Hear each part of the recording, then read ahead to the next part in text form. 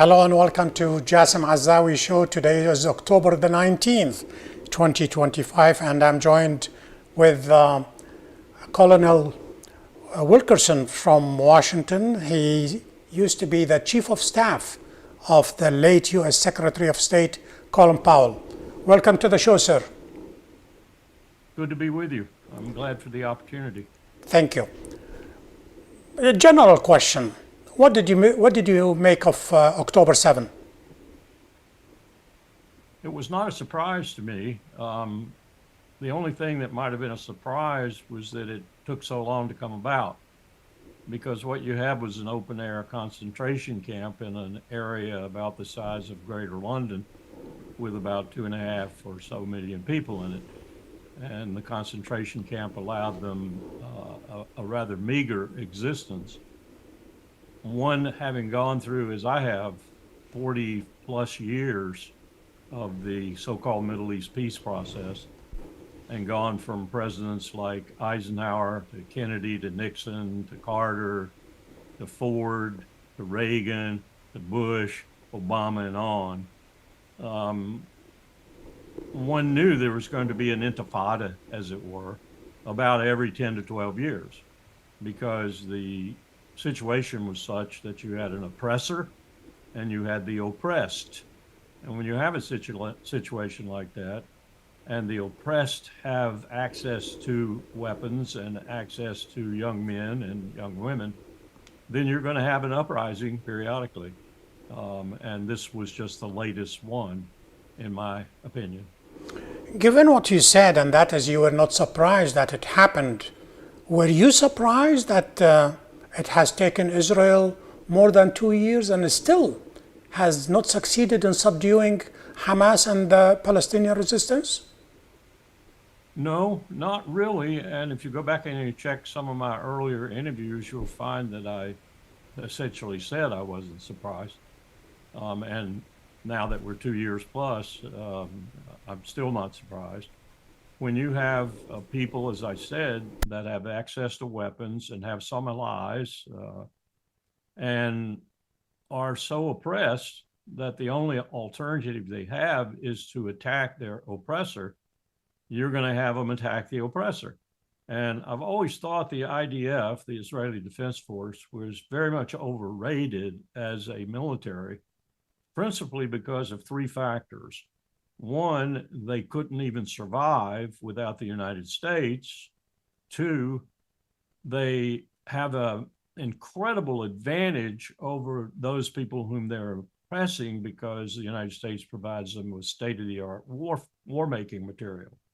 And three, they have an incredible, and Netanyahu has made this just unbelievably effective, access to the real sinew of a war-making machine, oil and oil byproducts. And they've had that because they have been utterly unconscionable in stealing oil throughout the world and bringing it to Israel, normally at a discounted price. And by that, I mean, it comes in at anywhere from $5 to even $16 or $17 beneath the benchmarks, Brent and West Texas Intermediate. And they do this through all manner of skullduggery and criminal activity. At one point, I think Tel Aviv was the crime capital of the world, looking at a $5 trillion annual money-making enterprise, everything from trafficking in people, trafficking in body organs, drugs, you name it. Tel Aviv was at the top of the pile. I hesitate to say that so was Doha in terms of laundering money, but nonetheless, the Israelis know how to be crooks. They know dramatically well how to be crooks. And so you put those three things together and they have a pretty powerful situation with regard to the people they're oppressing.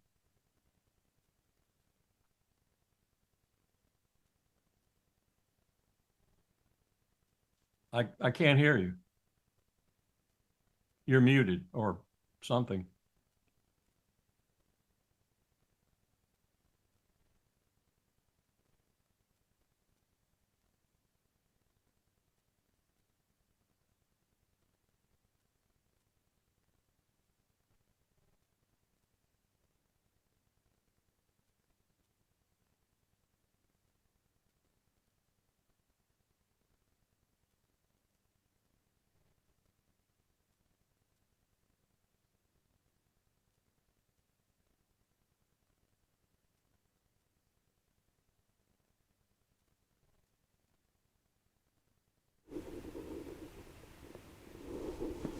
No?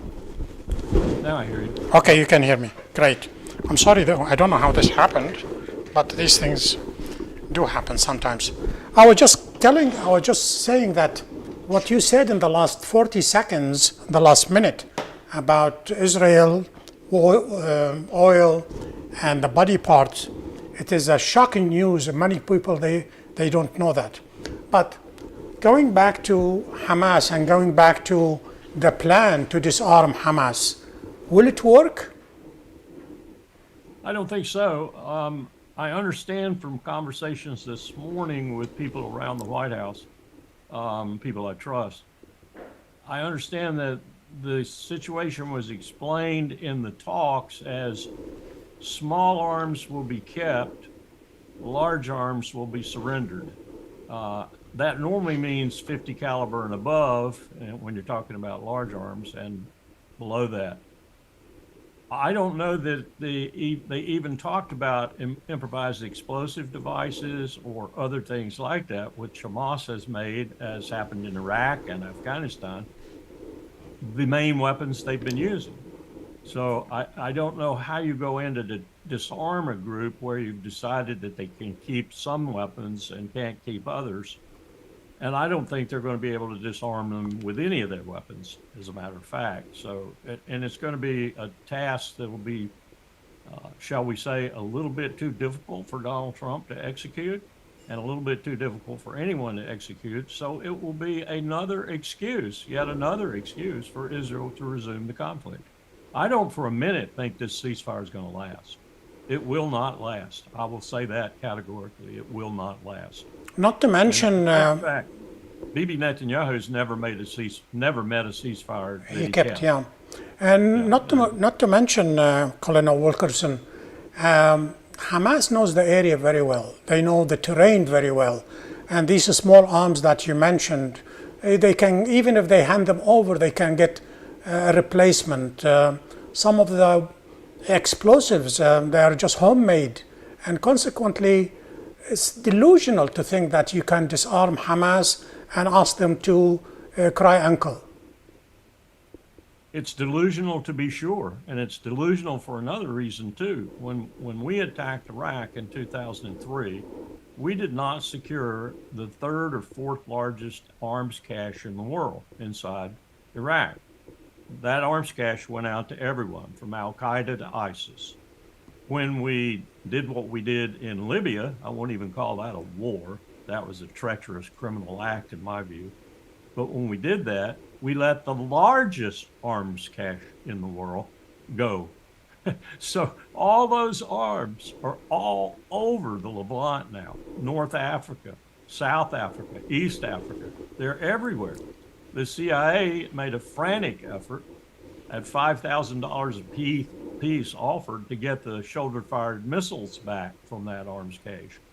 And as I'm instructed by CIA people whom I have some respect for, they probably only got about 100. There were over 5,000, they estimate. So you're very lucky, everyone in the world is very lucky, that most of these people who got these shoulder-fired missiles, man-pads we call them, don't understand how to use them, because the few that have been fired outside of Karachi, for example, outside of Nairobi, at civilian airliners have flamed out. They haven't hit the airliner.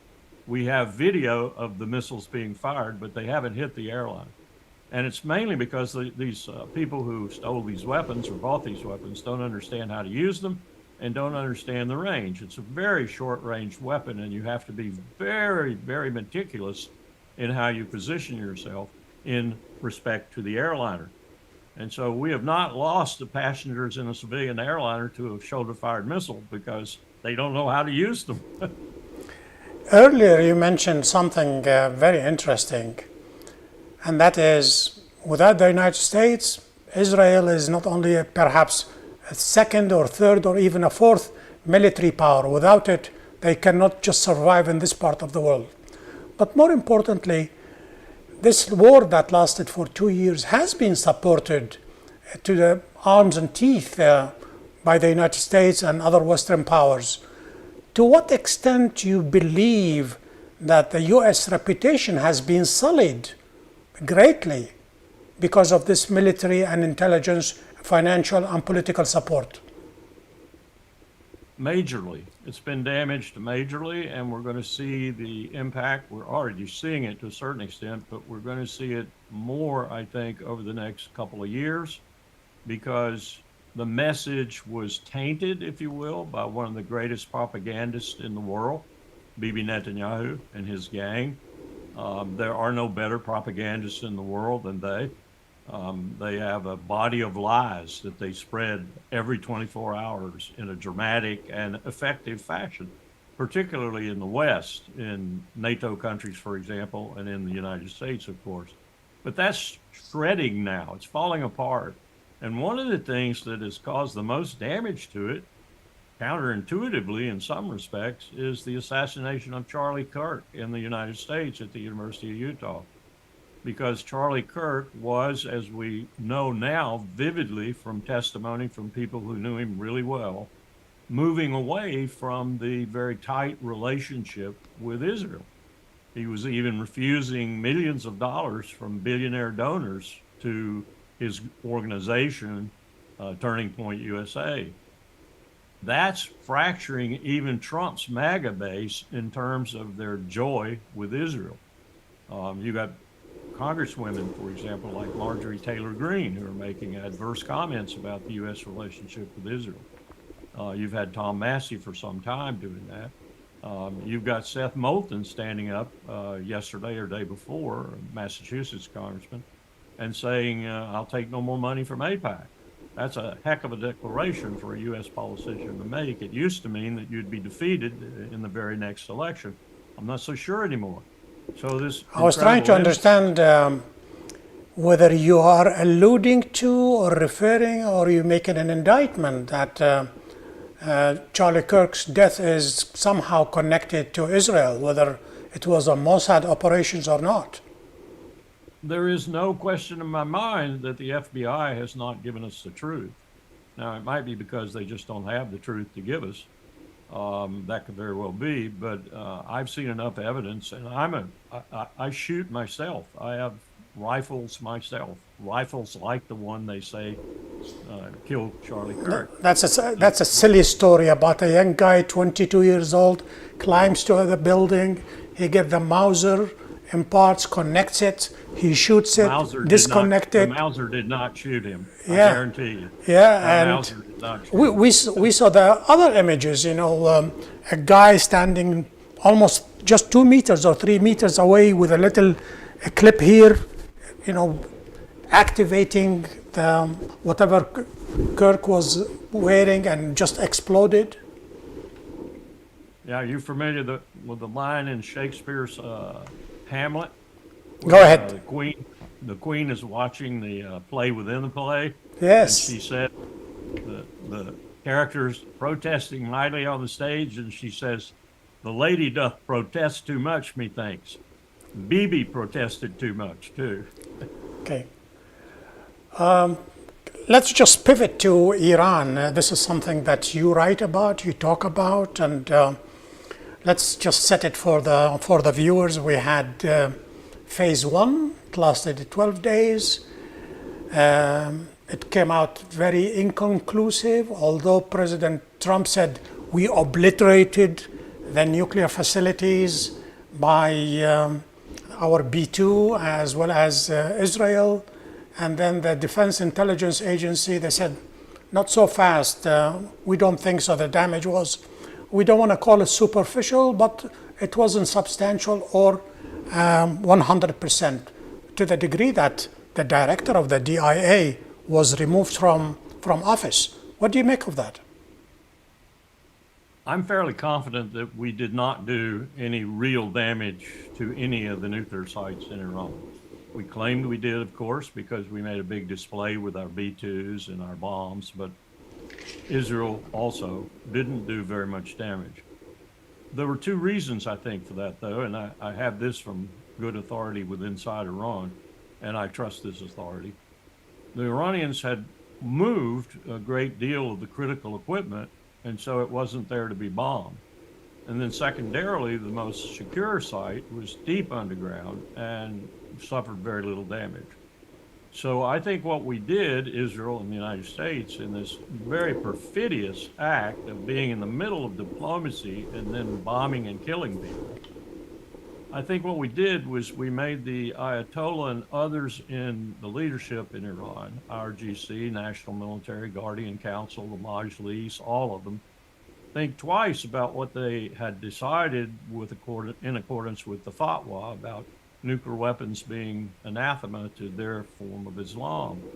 I think what they've done is modify that, and now it is reading that the possession of nuclear weapons, the use of nuclear weapons, rather, is anathema. The possession is not. So I take that to mean that they have decided that they are going to be a threshold state at a minimum, and at a maximum, they're going to build a nuclear weapon, and indeed might have already done so. As a matter of fact, I was listening to Professor John Mearsheimer from the University of Chicago, a gentleman that you and him and others appear on Judging Freedom, and here I'm plucking for Andrew Napolitano. He said Iran made a mistake by not going full throttle to acquire the nuclear, just like North Korea. Otherwise, they will always be in the shadow and the fear of the United States and Israel. Was he right?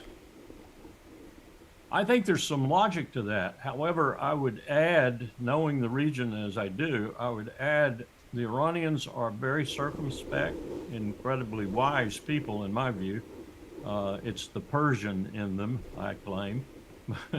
They knew that if they developed a nuclear weapon, Bibi Netanyahu had nuclear weapons and he wouldn't hesitate to use them. And I'm really worried about that right now, as a matter of fact. If Bibi gets into existential straits, either personally or his state, or both probably, he might use it? Yes, I have no doubt about it. No doubt whatsoever. Go back to Golda Meir. Golda Meir told a BBC reporter when he asked her that question explicitly, would you use a nuclear weapon? Absolutely, she said. That was on the front page of, I think it was the London Times the next day, because he was a BBC reporter. No one paid a whole lot of attention to it because everyone thought that she was just making that statement for political effect. I don't think she was. I think she was telling the truth. Yes, Bibi would use a nuclear weapon. That was then. Now everybody's talking about phase 2 or strike number 2, because unlike what Israel expected and perhaps the United States, they were going to obliterate Iran, and more importantly, they are going to topple the regime. They managed to kill the higher echelon of their military and some of their politicians.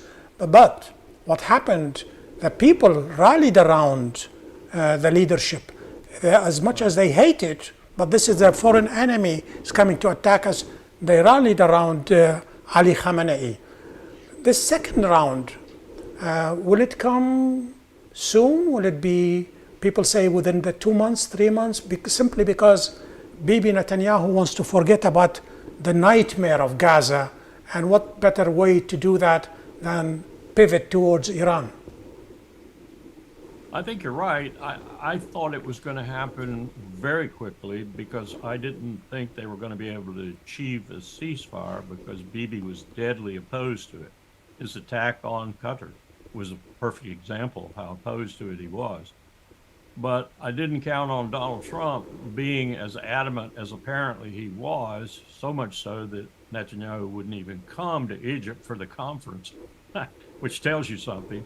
And they have stopped the fighting, if you will, momentarily. I don't think for a minute that it's ended. But that put a kink, if you will, in Bibi's plans.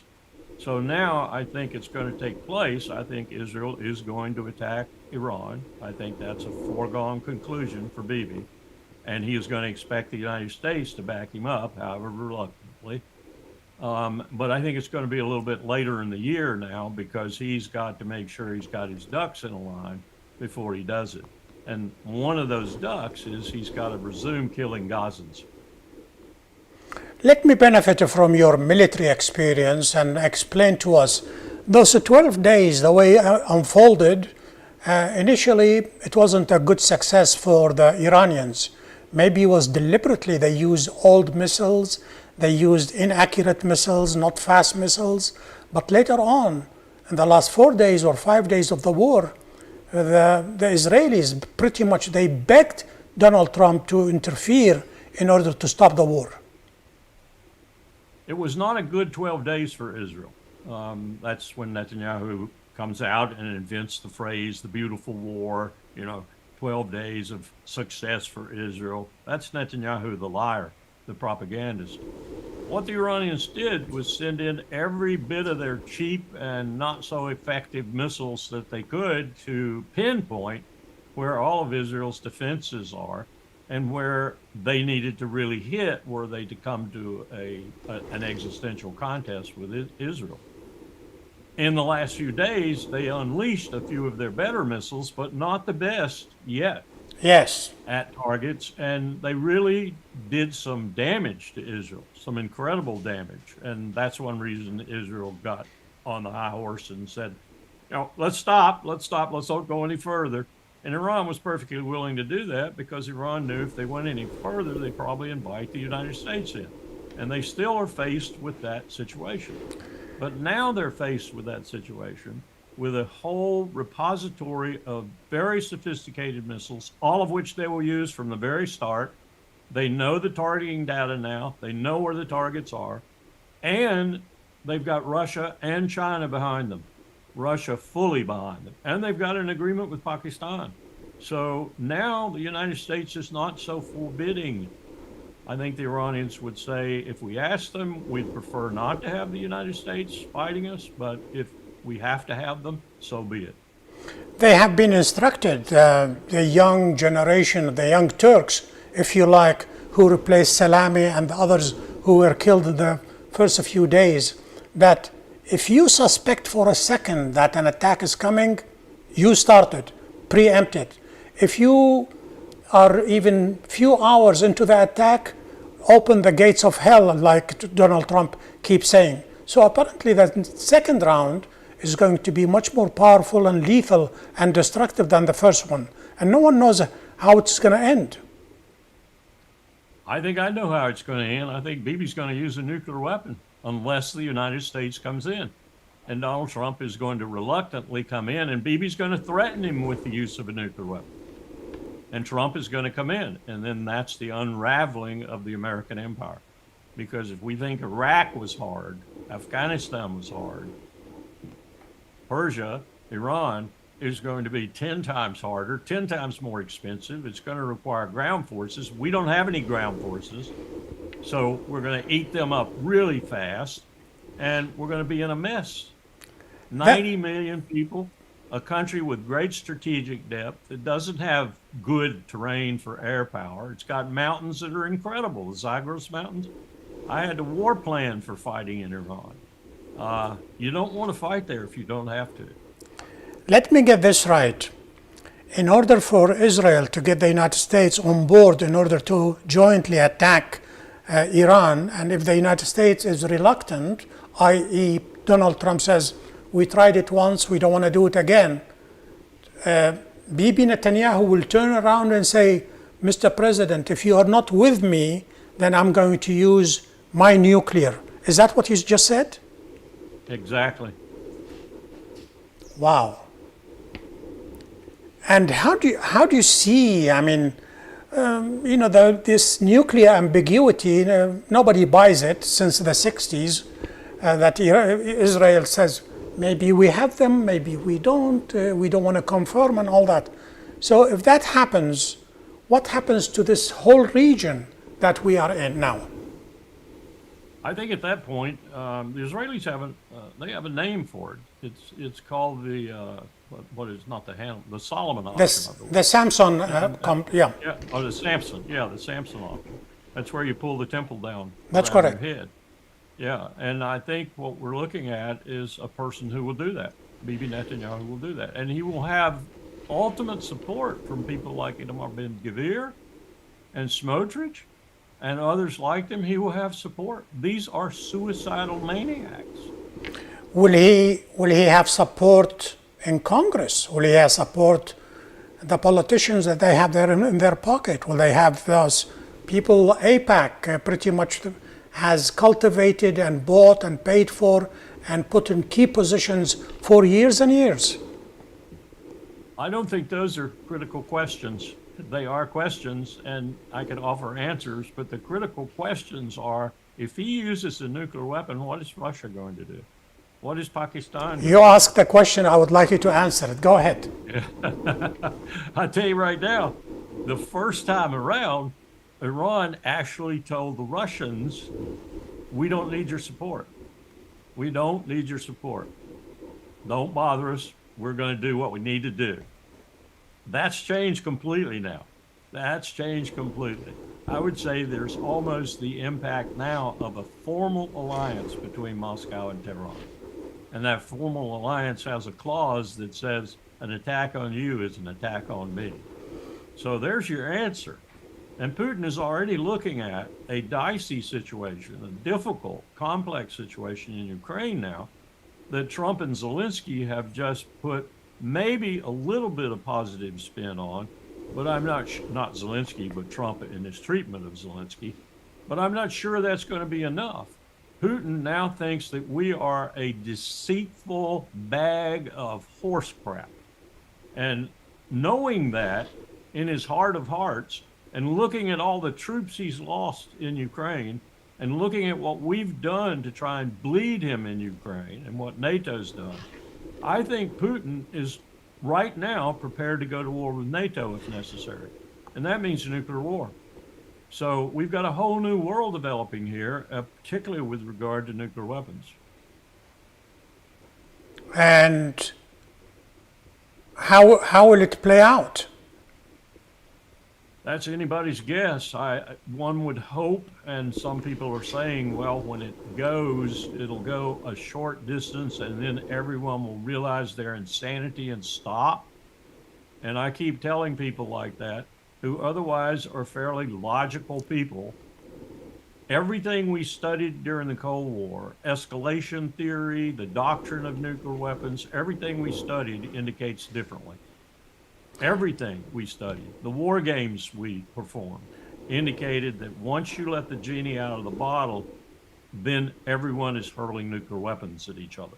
Well, just a small comment, and that is the agreement. I don't know whether it's called Mutual Defense Agreement, recently signed by Saudi Arabia and Pakistan, but maybe there is a clause that the Saudis, who actually financed the Pakistani nuclear program back in the 70s and 80s, they may have access to those weapons if and when needed. But in the preparation... They do. I'm convinced Mohammed bin Salman went to Islamabad when he first got the defense minister portfolio and signed in blood the agreement that if a nuclear weapon is developed in Iran, this was the motivation at the time, if a nuclear weapon is developed in Iran, then we will get 20 from you, and they will be visible and above ground. In preparation for my interview with you, Mr. Wilkerson, because you're such a big shot, I was reviewing some of the tapes, and one of them was President Richard Nixon screaming from the top of his head. He says, "I hate the way AIPAC, the way the Zionists, they are talking to me." And then I saw another interview with him. He was very calm, and he said the following. He said, "Israel is not an asset. Israel is liability." My question to you, Mr. Wilkerson, the most important and big power in the world, the United States, how can it allow such a small country to pretty much hold it by the ears and pull it every way it wants? This is one place where I depart from John Mearsheimer and Steve Walt and others who believe what you just said. I think it does get cloudy at times as to who's running whom, but I think the United States uses Israel to do its bidding in the Levant more than Israel uses the United States to protect its existence. Now, those two things are inseparable in many respects because the United States can't use Israel if Israel doesn't exist. So we go a long way to make sure Israel exists. But basically, Lindsey Graham on the floor of the Senate told the truth when he said, come on, people, if they weren't doing it, we'd have to be there doing it. Would you rather that? I remember that. I remember that. It's just, seared in my head. And yet at the same time, beside real politics, there is something called sentiment. And a great segment of the people worldwide, especially here in this part of the world, because of Palestine, they hold the United States responsible for the misery of the 80 years. And that you cannot blame it on, say, we have this puppet and we can tell them exactly what to do, and then hide, we say, it's not us, it's them. It doesn't carry weight. I think that's the way it works. I think the big culprit is us. I think Gidon Levy is right when he says every time that 250-pound bomb falls off that pylon of that F-16 and kills women and children on the ground in Gaza, the United States is guilty. He's right. My final question to you, Colonel Wilkerson. We saw the protests all over the world, and we saw some of the huge ones also in the United States. Would you say the dike has broken and water started to seep? Are we at the beginning of the change? Are we in the middle of it? Will it come suddenly rushing? I mean, when you listen to Tucker Carlson and you listen to some other people on the social media, you think there is a fundamental change in the United States. But is it? Is it really that transformative, or we are years and decades away because the Zionist lobby and the AIPAC, they have this narrative, the money, the control, that's going to take a long time before they lose? I think there's a bigger thing happening in the United States right now that will overwhelm all of that. We are about to fall apart. We just might dismember ourselves. You might see states going off on their own, states like California, states like Texas. People say this can't happen, and I say, where's your knowledge of history? Have you ever checked out the thousands of empires that have existed in the last 3,000 to 5,000 years? They all fell apart. Every single one of them. Not a one is left. The British Empire, upon whom the sun never set, is now a little room in London. That's what we're going to be. And I think this bigger issue about will the United States survive as an intact country, let alone as a federal republic, is a huge question right now. And so these other issues will be consumed by that much bigger issue. And Donald Trump is the agent. Not to mention, Colonel Wilkerson, the debt. I don't know what stands now, 36 or 37 trillion dollars. And when you talk to economists, they say there is no way on hell we can, we can pay this money. But just before you came, the interest payments on that debt are going to be next year $2 trillion. That's the entire discretionary U.S. federal budget. My. Just before you, I was talking to the former leader of the Labour Party, Jeremy Corbyn, and we were talking about empires, and just like you said, about empires, they come and go, and we mentioned Edward Gibbon, the decline and fall of the Roman Empire, and the lamentable case of Britain that, they ruled the world all the way from the United States to India, and it's gone. Yes. And now they live as a vassal state in the shadow of the empire. I mean, how much has perfidious Albion been reduced? On that absolutely summative sentence, Colonel Wilkerson, thank you so much for being a guest on Inside Iraq. Oh, it's my old show on Jasim Al-Azzawi show. Thanks for having me. My pleasure. We have reached the end of this show. Join me in 2 hours from now. We're going to have Professor Eduardo Wasim Abul Tayyif and Bilal Shobaki to talk about changing the Middle East. Until then, good night.